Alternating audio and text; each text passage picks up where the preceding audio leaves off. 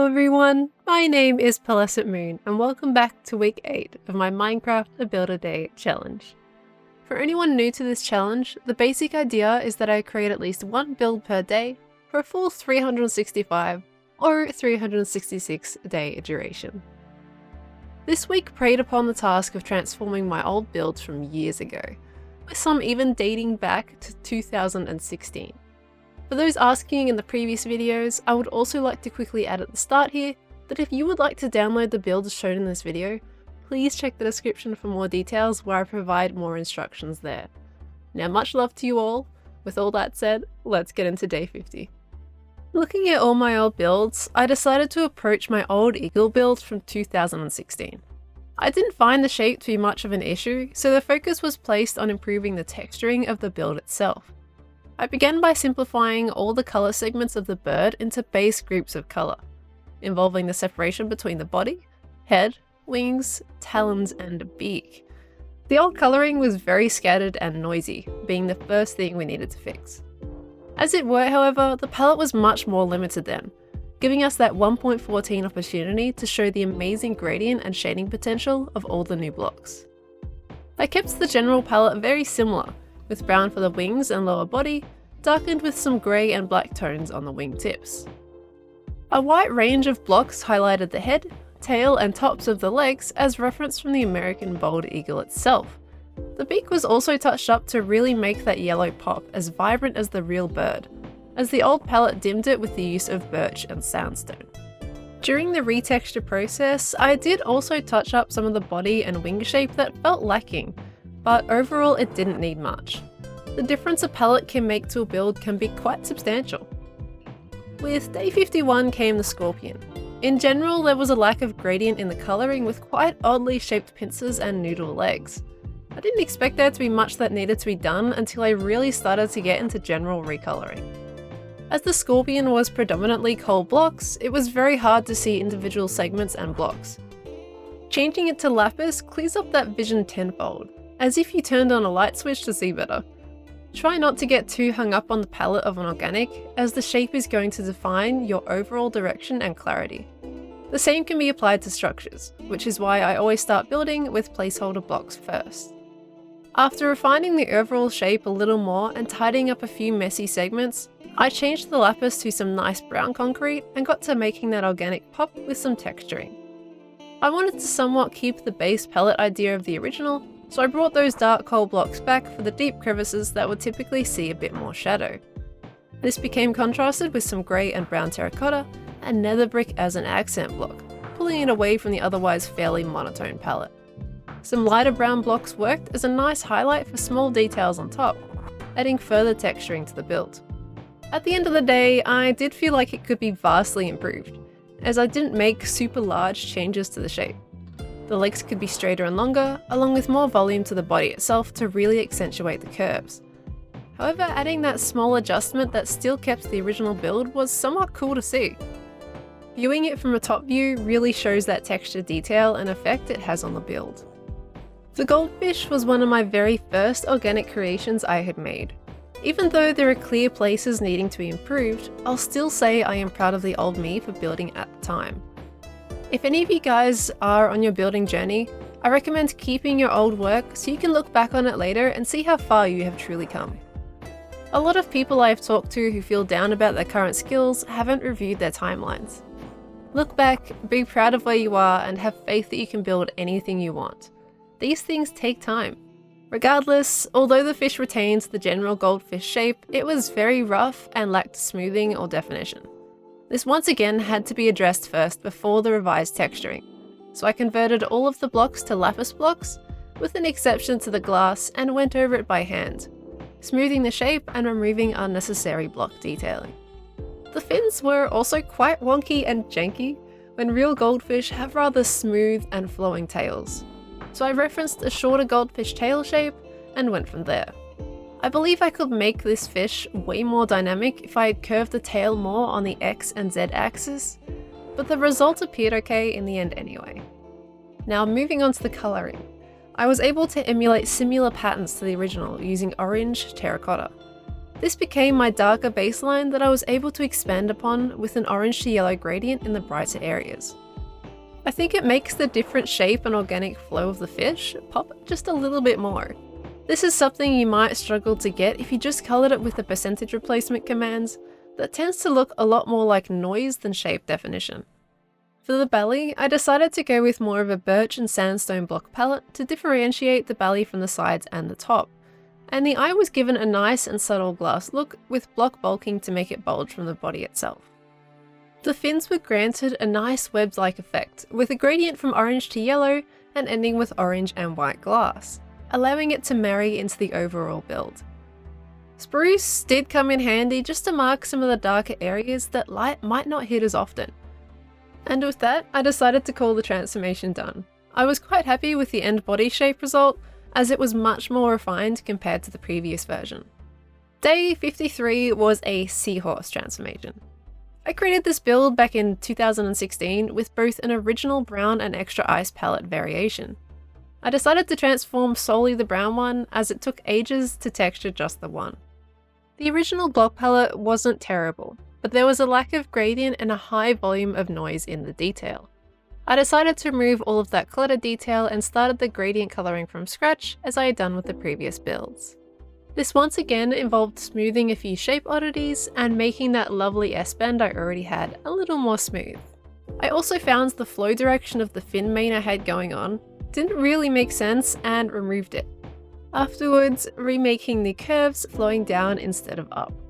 At the same time, I added a little more spike definition to the belly by adding a few extra blocks in various sections down the body, as you'll typically see on a real seahorse. Once the shape was all refined to my liking, along came the colouring. As usual, we started with the base colour, typically being either the colour in the middle of the gradient choice or the darkest colour of the gradient. It really depends how you like to build. I then marked out all of the darker areas of the seahorse and started to create my patterns, running that same chest-like scale pattern I had going on in the original. The same colouring tactic from the previous builds was applied to this one. However, I did feel I struggled a little bit getting it just how I wanted. I believe if the build was a little larger, I might have been able to make the texture detail work a little bit nicer. Alas, I kept going with my goal in mind and just settled with what came out of my experimentation attempts. I suppose it sort of resembled dragon-like body texturing in the end. Anywho, let's move on to day 54. Some may recognise this big ol' thing from Green's statue video back in 2016. I had originally made it for another purpose that was scrapped, so we decided to use it in that video for some statue context. It's a rather grey and gloomy mansion, as the theme required it when I first made it. So let's go ahead and just spruce up the colour. To begin, I removed some of that cluttering detail noise in the windows and transformed the balcony to, yet again, our electone detailing. With the overall palette, I decided to go for a bit of a brown that slowly became a gradient to a light birch and sandstone look. The birch and sandstone creates a nice contrast for the pillar detailing and the wall behind the oak blocks. Spruce edging ended up working rather well, lining the roof blocks that changed from coal to a nice orange pop. All throughout the process, I removed any unnecessary block detailing, like the wall corners on the second floor and the noise colouring style I had going on back then. I suppose in general, it feels a bit like I'm revamping the mansion back to its original state after falling to a doom and gloom decay. I think it's rather cool in contrast. In order to keep the walls inside of the A-frame roof similar, yet separated from the roof block, I decided to use some nice hardened clean granite, of which both take a bit of that orange and brown tinge in their hue together. I didn't mind the original shape of the mansion, so I kept it all for the most part, aside from the odd removed detail. Some plants added that slight sprinkle of luscious green tinge that I love, accompanied by some composters to pose as small pots on either side of the window frames. I really wanted to make this mansion feel grand, yet full of life. The fence was also given a grand makeover from its grey roots, while removing those iron bars that would have otherwise made it feel like a bit of a prison. In the end, I didn't get around to doing the garden, as I'd already built for multiple hours that day. However, if you guys download it, it could be fun to see what you all might come up with for a nice mansion garden design. What do you think? And the shift comes sailing in for day 55. While looking around my old build world, I found this old boat that I had started probably some point back in 2016. I'm pretty sure all the builds are from 2016 at this point. Anyway, I decided it could be fun to create a collaboration with the old me and finish it 4 years later in 2020. Now, I'm not a shipbuilder. In fact, this is probably one of 2 that I've made, so bear with me on this one. Regardless, the shape had to be refined slightly for that hull shape and to carry more room for that grand captain's quarters down below at the back. A nice large round window was added for them to look out at the stretching seas all around. Sails were added at a slight angle instead of straight on to give the build a more dynamic nature. Mixing up your rotations will make the build more interesting to look at instead of feeling rigid and stiff with everything at 90-degree angles. The versions I built weren't perfect, but that's okay, they don't have to be. I think they still looked alright in the end, and I also placed a slight touch of grey in at the bottom for a bit of extra texture down the line. For the colouring overall, I went with a very dark brown feeling, segmented by various tones in different portions of the ship, and divided by some dark oak plank edging. Just like the rules of a structure, I did keep the oak floor as it allowed that separation from the sides of the ship. To tie everything together in detail, I added a nice directional sail at the rear of the ship and some fencing to pose as netting, ropes, and railings. I know the sails aren't incredibly realistic at placing, but this is my own artistic interpretation. With that sorted, that is the ship complete.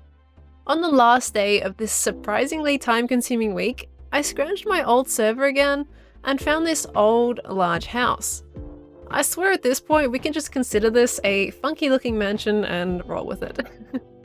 The shape is very geometric, so in order to keep this unique form, I essentially decluttered the detailing and palette in my transformation. Cobblestone is a very noisy block texture-wise, and it had to go. I replaced the trims with some soft spruce wood and contrasted the walls with some hardened clay and some jungle planks along the bottom. I had come to realise that I used dark oak for both the walls and the balcony floor, which just could not be carried into the new design. Different elements of the build to me should carry different block types. Otherwise you just end up with a confusing build to look at where you just don't know where the eye should wander. Balconies work nicely as a supporting detail piece to the build and should let the walls and form take centre stage. Making both in similar blocks takes away attention from the main structural piece. I suppose in this sense, the palette became very similar to the monotone mansion, aside from the contrasted birch and sandstone from that previous build. Warm tones just feel pleasant to me, alright? Instead of filling in those big blank walls with details like stairs, slabs, or fencing, try adding some shape detail. Maybe add an extra roof or 2 in, or even add a whole new segment to the build. Large walls tend to look flat, despite adding in such small block detailing, so I like to break it up by just adding that bit of extra bulk. Contrary to that, this build still probably came out a bit busy in the end, but it was fairly interesting to try and work with the shape I was given and adapt it into a new style.